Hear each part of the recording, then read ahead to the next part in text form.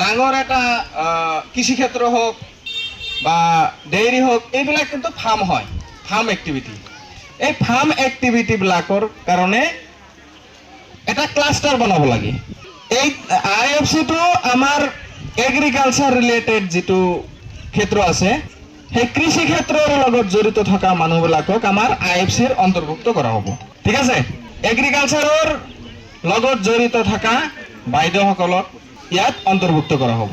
আজি এই Barundanga GP integrated farming ক্লাষ্টাৰৰ এৱাৰনেছ প্ৰগ্ৰাম, য'ত নেকি আমাৰ এই এইটোৱে এৱাৰনেছ দিয়া হ'ল যে IFC-ৰ জৰিয়তে চৰকাৰে এটা বস্তুই কৰিব বিচাৰিছে যে এগ্ৰিকালচাৰ ছেক্টৰত যাতে আমাৰ বাইদেউসকলৰ সিহঁতৰ এগ্ৰিকালচাৰ এক্টিভিটি কৰাতে যিটো খৰচ হয়, সেই খৰচটো কমকৈ যাতে হয়, সেইটোৱে মেইন উদ্দেশ্য আমাৰ IFC। ইয়াত ধৰক চৰকাৰে 20 লাখ টকা সিহঁতক দিব, সিহঁতৰ যিবিলাক কৃষি ক্ষেত্ৰত ইনষ্ট্ৰুমেণ্ট লাগিব সিহঁতে কিনি ল'ব। আৰু ধৰক এনে সিহঁতৰ নিজৰ ঘৰতে সেইবিলাক বস্তু নাথাকে, সেইবিলাক ভাড়াত ল'ব লাগে।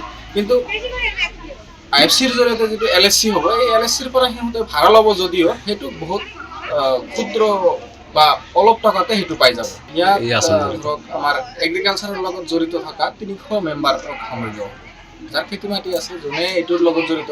খেতি মাটি আছে, কিছুমানে খেতি মাটি আছে যদিও সেই কৃষি নকৰে, সেই বাইদেউক আমি অগ্ৰাধিকাৰ নিদিওঁ। সেই বাইদেউ যদি এগ্ৰিকালচাৰৰ লগত বহুত জড়িত আছে, ধৰক আদি হ'লেও কৰে, সেই বাইদেউকো আমি সামৰি লওঁ। যিকোনো খবৰৰ বাবে যোগাযোগ কৰক 9181 307 221 আমাৰ এই নম্বৰত।